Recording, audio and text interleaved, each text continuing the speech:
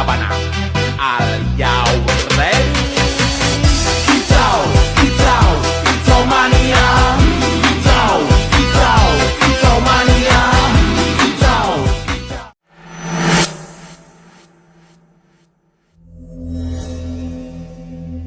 Assalamualaikum warahmatullahi wabarakatuh. Puja dan puji syukur saya panjatkan kehadiran Allah Subhanahu wa taala yang memberikan kepada kita semua kesehatan dan kemudahan, terutama kepada saya, sehingga saya bisa menyampaikan video presentasi dalam bentuk video ini dengan baik. Perkenalkan, nama saya Andriansa dengan NIM 6120321101 dari Fakultas Ekonomi dan Bisnis, program studi manajemen di Universitas Berimagraha. Di video kali ini saya akan memaparkan beberapa materi yang sudah saya pelajari selama perkuliahan manajemen kinerja, mulai dari pertemuan pertama sampai pertemuan terakhir. Materi yang saya sampaikan ini merupakan ringkasan dari pembahasan yang telah saya pelajari selama 1 semester, dan video ini dibuat dan diposting untuk memenuhi syarat penilaian ujian tengah semester atau UTS mata kuliah manajemen kinerja dengan dosen pengampu yaitu Bapak Muhammad Teguh Setiadi, SE, MM, CTMP, CMC, CPGAM, CPLM, CIB. Dan saya berharap lebih semoga video yang saya buat ini membawakan kebermanfaatan bagi yang menonton. Mungkin langsung saja sebelum masuk ke lebih dalam, apa sih itu manajemen kinerja? Jadi manajemen kinerja ini secara sederhananya itu adalah proses untuk mengatur, memantau dan meningkatkan hasil kerja individu maupun organisasi agar tujuan yang sudah ditetapkan bisa tercapai dengan baik. Jadi bukan kita itu tidak hanya melihat hasil akhirnya saja, akan tetapi kita juga memperhatikan bagaimana proses kerja itu berjalan dari awal sampai akhir. Nah, selanjutnya manajemen kinerja ini memiliki 3 tujuan utama. Yang pertama yaitu tujuan strategi. Artinya itu supaya pekerjaan setiap karyawan bisa sejalan dengan visi dan tujuan organisasi ataupun perusahaan. Yang kedua yaitu tujuan administratif, yaitu sebagai dasar untuk penilaian seperti promosi jabatan, bonus, atau evaluasi kerja. Dan yang ketiga yaitu tujuan pengembangan, yaitu untuk mengetahui kemampuan karyawan sehingga perusahaan bisa memberikan pelatihan yang sesuai dengan karyawan. Dalam penerapannya itu seperti manajemen kinerja juga memiliki beberapa prinsip dasar, diantaranya yaitu kejujuran, tanggung jawab, kerjasama, komunikasi dua arah, dan umpan balik. Prinsip ini karena penting karena hubungan antara atasan dan bawahan itu harus berjalan dengan baik agar tidak terjadi kesalahpahaman dan dalam pekerjaan gitu. Manajemen kinerja bisa dikatakan berhasil jika sistem digunakan mampu membantu organisasi atau perusahaan mencapai tujuan. Selain itu, penilaian juga harus dilakukan secara adil dan terbuka dan sesuai dengan kondisi pekerjaan yang ada. Dengan begitu, karyawan akan merasa lebih dihargai dan termotivasi. Namun, dalam pelaksanaannya masih ada beberapa tantangan. Misalnya, masih ada manajer yang merasa manajemen kinerja ini menambah beban kerja atau karyawan yang belum memahami manfaatnya. Oleh karena itu, organisasi perlu memberikan pemahaman dan pelatihan agar penerapannya bisa berjalan lebih efektif. Manfaat dari manajemen kinerja ini cukup banyak. Bagi organisasi dapat meningkatkan produktivitas kerja, bagi manajer mempermudah proses pengawasan, sedangkan bagi karyawan dapat meningkatkan motivasi, memperjelas tanggung jawab, dan membantu pengembangan diri. Dalam sektor pemerintahan juga manajemen kinerja sangat penting karena dapat meningkatkan kualitas pelayanan pada masyarakat. Salah satu contohnya adalah melalui sistem SAKIP yang bertujuan untuk meningkatkan akuntabilitas kinerja instansi pemerintahan. Jadi dapat disimpulkan bahwa manajemen kinerja ini merupakan proses penting dalam membantu organisasi dan individu untuk berkembang bersama serta mencapai tujuan secara lebih efektif dan efisien. Jadi selanjutnya itu ada kepemimpinan kinerja. Jadi kepemimpinan kinerja itu adalah cara seseorang pemimpin dalam mengarahkan tim supaya bisa mencapai tujuan bersama dengan hasil yang maksimal. Jadi seorang pemimpin itu bukan hanya memberi perintah saja, akan tetapi juga harus bisa memberi motivasi, dukungan, dan contoh yang baik dan benar untuk bawahannya. Jadi manfaat dari kepemimpinan kinerja ini cukup penting karena bisa meningkatkan semangat kerja karyawan, memperbaiki produktivitas, dan juga bisa membantu lingkungan kerja jadi lebih positif. Kalau pemimpinnya itu baik, kan biasanya tim juga lebih semangat dalam bekerja. Selanjutnya itu ada pendekatan sistem dalam manajemen kinerja. Jadi kalau menurut saya itu pendekatan sistem ini melihat organisasi sebagai satu kesatuan yang saling berhubungan. Jadi bukan hanya melihat hasil akhirnya saja, akan tetapi juga kita melihat dari input, proses, output, sampai umpan baliknya. Jadi misalnya itu input itu sumber daya, proses itu cara kerja, dan output itu hasil kerja. Lalu feedback itu evaluasi untuk perbaikan ke depannya. Dengan pendekatan ini, perusahaan bisa melihat masalah secara menyeluruh, bukan hanya dari satu bagian saja. Kemudian ada konsep manajemen. Jadi secara sederhananya itu, manajemen itu adalah proses mengatur pekerjaan dan orang lain supaya tujuan organisasi ataupun perusahaan bisa tercapai dengan efektif dan efisien. Jadi manajemen bukan hanya soal memimpin, tapi juga mencakup beberapa perencanaan, pengorganisasian, pengarahan, dan pengawasan. Semua itu penting supaya pekerjaan bisa berjalan dengan baik. Jadi manajemen kinerja ini adalah proses untuk memastikan bahwa pekerjaan yang dilakukan karyawan sudah sesuai dengan tujuan perusahaan. Manajemen kinerja juga membantu perusahaan untuk mengetahui pencapaian karyawan, memperbaiki kekurangan, meningkatkan kualitas kerja, dan membantu perkembangan karyawan. Jadi bukan hanya menilai salah atau benarnya saja, tetapi juga kita membantu karyawan berkembang. Selanjutnya ada dimensi kinerja organisasi. Kinerja organisasi ini biasanya dilihat dari beberapa hal, seperti yang pertama itu produktivitas, yaitu seberapa baik organisasi menghasilkan output. Yang kedua, kualitas layanan, yaitu bagaimana organisasi memberikan pelayanan yang memuaskan. Yang ketiga, responsivitas, yaitu seberapa cepat organisasi merespon kebutuhan atau masalah. Ya, dari ketiga hal tadi mungkin perusahaan bisa mengetahui apakah kinerjanya sudah berjalan dengan baik atau belum. Selanjutnya tentang strategi keberhasilan kinerja. Jadi ada beberapa strategi yang penting supaya kinerja bisa berhasil. Yang pertama itu menetapkan tujuan yang jelas. Yang kedua, komunikasi yang baik. Yang ketiga, pengembangan karyawan.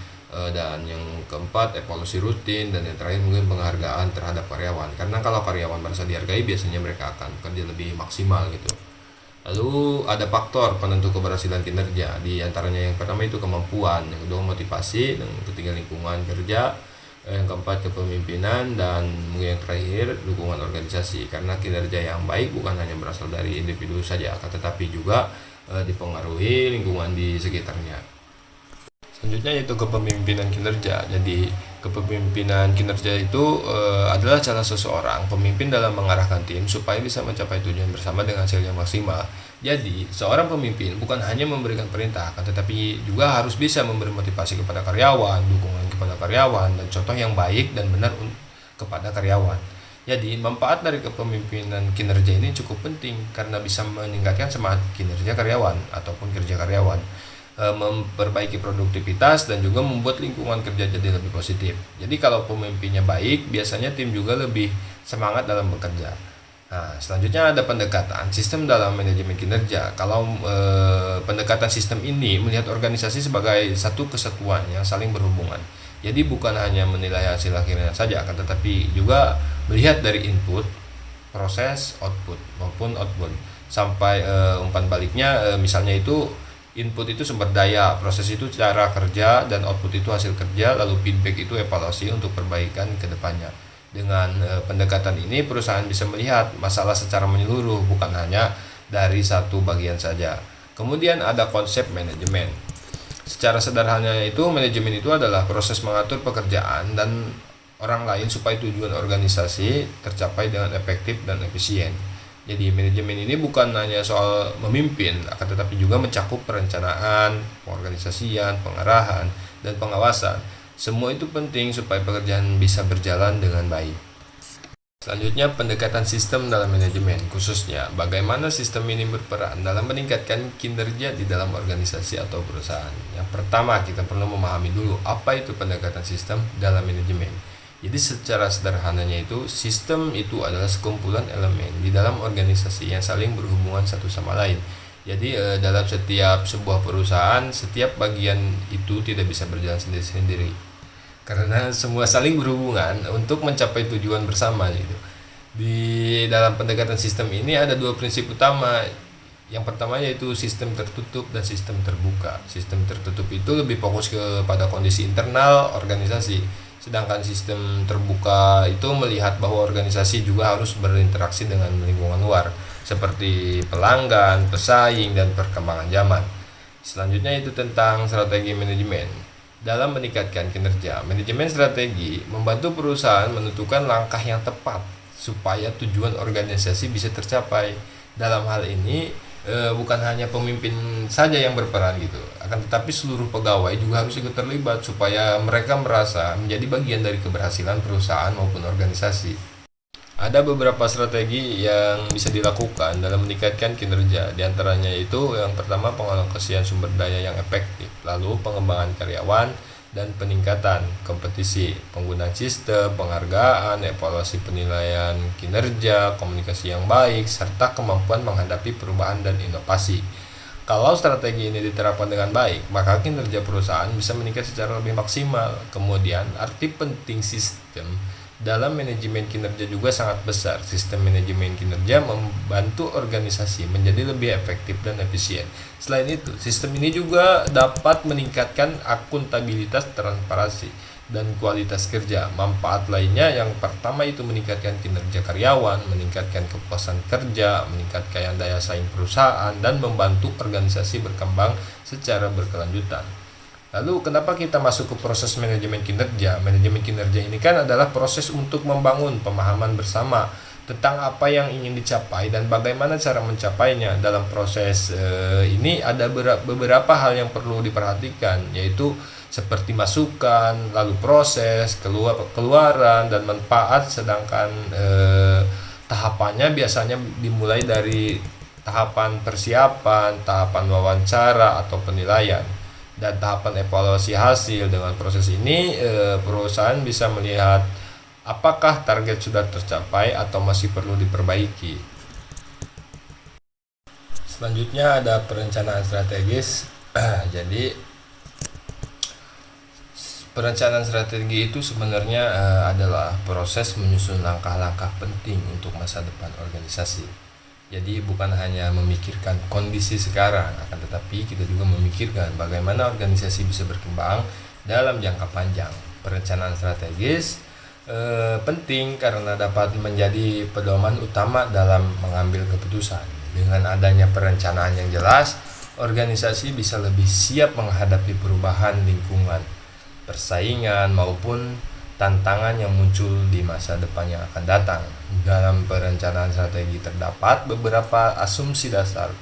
Yang pertama itu seperti perencanaan strategi dibuat secara sadar oleh organisasi untuk melakukan perubahan. Yang kedua, strategi baru biasanya dibuat ketika tujuan lama sudah tidak lagi efektif. Jadi, dan yang ketiga yaitu ketika organisasi memiliki tujuan baru, maka dibutuhkan juga strategi baru untuk mencapainya. Lalu ada beberapa contoh model perencanaan strategis. Yang pertama yaitu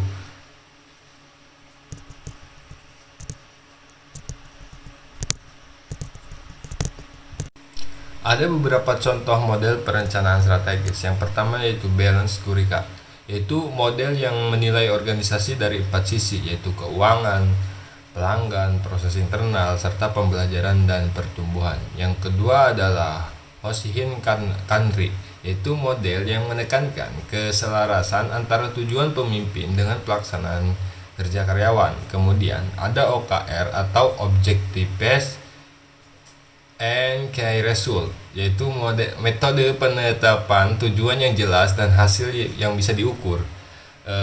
Lalu ada strategi Management Office atau SMO, yaitu unit khusus dalam organisasi yang bertugas mengelola strategi agar perencanaan tidak hanya bagus di atas kertas, akan tetapi juga benar-benar dijalankan gitu.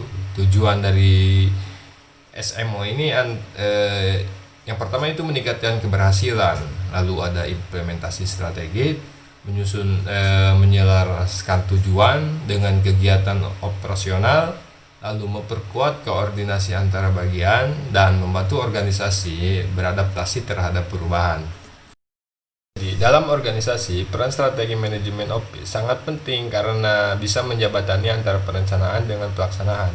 Jadi strategi yang dibuat bisa benar-benar berjalan sesuai tujuan. Selain manfaat, perencanaan strategi juga memiliki keterbatasan. Manfaatnya yaitu membantu organisasi lebih siap menghadapi perubahan, meningkatkan efektivitas kerja, memperbaiki komunikasi, dan membuat organisasi lebih fokus pada masa depan. Sedangkan keterbatasannya yaitu membutuhkan waktu yang lama, biaya yang cukup besar, dan membutuhkan sumber daya manusia yang kompeten, dan kadang organisasi bisa kehilangan peluang karena terlalu lama dalam menyusun rencana. Lalu ada Windtaker Model of Strategies Management, yaitu model yang melihat manajemen strategi sebagai proses terus berulang. Prosesnya dimulai dari menentukan arah organisasi, menganalisis lingkungan, merumuskan strategi, melaksanakan strategi, lalu mengevaluasi hasilnya. Setelah dievaluasi, strategi bisa diperbaiki lagi agar menjadi lebih efektif di periode berikutnya. Dalam menyusun strategi ini, planning atau ada 3 teknik utama. Yang pertama yaitu strategi analisis, yaitu menganalisis kondisi internal dan eksternal organisasi ataupun perusahaan. Yang kedua adalah setting strategis, direction, yaitu menentukan visi, misi, dan tujuan organisasi. Dan yang ketiga yaitu action planning, yaitu menyusun langkah nyata yang akan dilakukan untuk mencapai tujuan tersebut. Untuk analisis internal, organisasi biasanya melihat yang pertama itu kekuatan dan kelemahan, sumber daya, budaya kerja, dan kemampuan organisasi. Sedangkan analisis eksternal melihatnya yaitu seperti peluang, ancaman, kondisi ekonomi, persaingan, teknologi, dan perubahan lingkungan. Jadi, bisa disimpulkan bahwa perencanaan strategi ini merupakan proses penting yang membantu organisasi menentukan arah masa depan secara lebih jelas dan terstruktur gitu. Materi tentang akuntabilitas kinerja dalam good governance. Akuntabilitas kinerja ini bisa diartikan sebagai kewajiban instansi pemerintah untuk mempertanggungjawabkan hasil kerja mereka kepada masyarakat. Jadi intinya itu setiap program yang dijalankan pemerintah harus jelas tujuannya, hasilnya, dan bisa dinilai oleh publik gitu. Tujuan dari akuntabilitas ini yaitu untuk meningkatkan kepercayaan masyarakat kepada pemerintah. Selain itu juga mendorong keterbukaan informasi, memastikan penggunaan anggaran lebih efisien, dan menjadi alat evaluasi bagi pemerintah agar tidak terus memperbaiki kinerjanya. Dalam akuntabilitas kinerja ini ada beberapa prinsip penting. Yang pertama, transparansi, artinya informasi yang ini harus terbuka dan mudah diakses oleh masyarakat. Dan yang kedua, responsibilitas, yaitu semua kegiatan harus sesuai aturan hukum. Ketiga, responsivitas, artinya pemerintah harus tanggap terhadap kebutuhan masyarakat. Kemudian ada efektivitas dan efisien, supaya anggaran digunakan dengan baik. Dan terakhir, partisipasi publik, yaitu masyarakat ikut terlibat dalam pengawasan kinerja pemerintah tersebut. Jadi di Indonesia sendiri sistem ini dikenal sebagai namanya SAKIP, yaitu sistem akuntabilitas kinerja instansi pemerintah. Di dalamnya ada beberapa komponen seperti perencanaan strategis, perjanjian kinerja, pengukuran kinerja, pelaporan kinerja, dan evaluasi kinerja. Lalu ruang lingkup kinerja pemerintahan itu cukup luas, mulai dari pelayanan publik seperti kesehatan dan pendidikan, kemudian kinerja pembangunan seperti infrastruktur dan kesejahteraan masyarakat, lalu kinerja keuangan seperti pengelolaan anggaran. Ada juga kinerja regulasi, yaitu pembuatan kebijakan, dan yang terakhir mungkin kinerja sumber daya manusia aparatur seperti profesionalitas ASN. Namun dalam pelaksanaannya masih ada beberapa permasalahan. Contohnya birokrasi yang lambat seperti korupsi, kurangnya inovasi pelayanan, kualitas sumber daya manusia yang rendah, dan koordinasi antara instansi yang lemah, dan masih minimnya pemanfaatan teknologi. Dan dampak tentu cukup besar. Pelayanan publik bisa menjadi kurang maksimal, kepercayaan masyarakat menurun, pembangunan tidak merata, dan anggaran menjadi tidak efisien. Kemudian juga ada yang disebut indikator kinerja utama atau IKU, dan itu adalah ukuran untuk menilai apakah tujuan organisasi sudah tercapai atau belum. Fungsinya untuk mengukur hasil kerja, menjadi dasar evaluasi, membantu pengambilan keputusan, dan meningkatkan akuntabilitas. Supaya indikator kinerja itu baik, maka harus memenuhi konsep SMART, yaitu spesifik, terukur, bisa dicapai, relevan, dan memiliki batas waktu. Jadi, kesimpulannya itu akuntabilitas kinerja ini dalam good governance ini sangat penting untuk menciptakan pemerintahan yang lebih baik gitu. Karena dengan adanya akuntabilitas ini, pemerintahan bisa bekerja lebih transparan, lebih bertanggung jawab, dan lebih fokus pada hasil yang benar-benar dirasakan oleh masyarakat gitu. Selanjutnya ada faktor-faktor yang mempengaruhi produktivitas, khususnya dari sisi kompetensi sumber daya manusia. Kita memahami bahwa produktivitas dalam sebuah organisasi ini sangat dipengaruhi oleh kemampuan atau kompetensi dari setiap karyawan. Yang pertama adalah teknik, strategi, dan analisis kebutuhan kompetensi. Jadi, analisis kebutuhan kompetensi ini penting karena menjadi langkah awal untuk mengetahui apakah kemampuan yang dimiliki karyawan saat ini sudah sesuai dengan kebutuhan organisasi atau belum. Jadi, kalau organisasi tidak melakukan analisis dengan baik, maka program pengembangan yang dilakukan ini tidak bisa tepat sasaran dan justru hanya menjadi beban biaya saja. Dan tahapan dalam analisis ini, kebutuhan kompetensi terdiri dari beberapa, seperti perencanaan strategi sumber daya manusia, lalu analisis jabatan dan identifikasi kompetensi teknis, asesmen kompetensi individu, dan analisis kesenjangan atau gap analisis. Nah, dari tahapan ini perusahaan bisa mengetahui kemampuan apa yang perlu ditingkatkan. Lalu ada pengembangan kompetensi. Pengembangan kompetensi ini merupakan upaya untuk meningkatkan kemampuan teknis maupun non teknis. Jadi karyawan agar lebih siap dalam menjalankan pekerjaannya. Saat ini pengembangan tidak hanya dilakukan melalui pelatihan kelas saja, akan tetapi juga melalui